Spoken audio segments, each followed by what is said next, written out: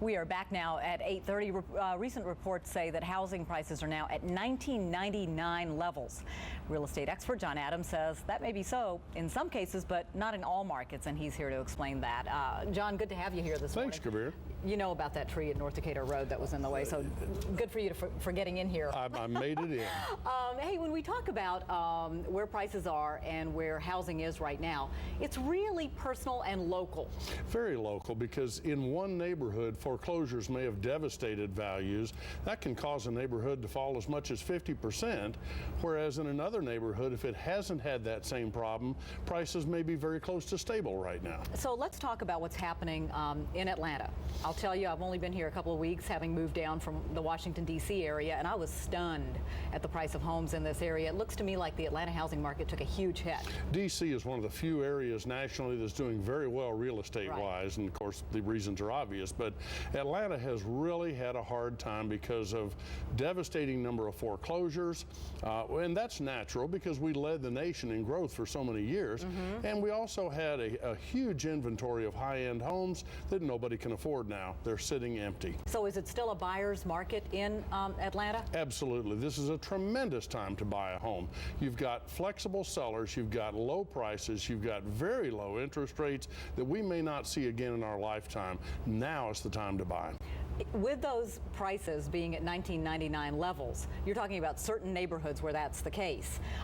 Let's talk about closer in, Morningside, let's talk about Ansley Park, Decatur. Those areas, it seems to me, are doing better than some of the outlying areas. Inside 285 generally has held its value better, and it has to do with the cost of gasoline. As we approach $4 a gallon, folks that live way out and they're driving in, and of course we see it every morning, it's very expensive for them, and so they'd like to live closer in. That creates demand. So what areas are hurting? Well, certainly outside. You get in Gwinnett, there are areas in Gwinnett, areas in Cobb, even North Fulton.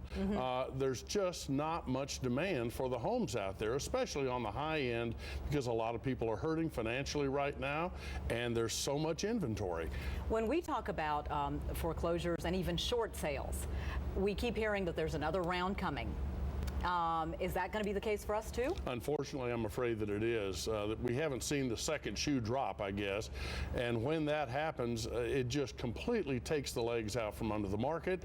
And unfortunately, we have to use those sales, when they resell, we have to use those sales as comparables in appraisals. That makes it very difficult to establish any kind of reasonable value. So when we talk about housing prices coming back, is it going to be a year? Is it going to be 2 years? Are we ever going to see the prices we saw before? Oh, yes, but my crystal ball is a little cloudy this morning.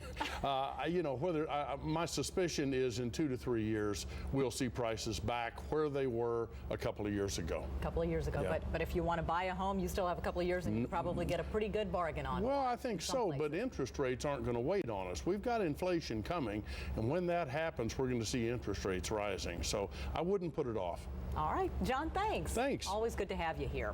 If you'd like more information about the things that John talked about this morning, you can log on to myfoxatlanta.com. We will have a link to his website. He's just a wealth of information there. Stay with us. Coming up on Good Day Atlanta, the Huskies have done it again. UConn takes the NCAA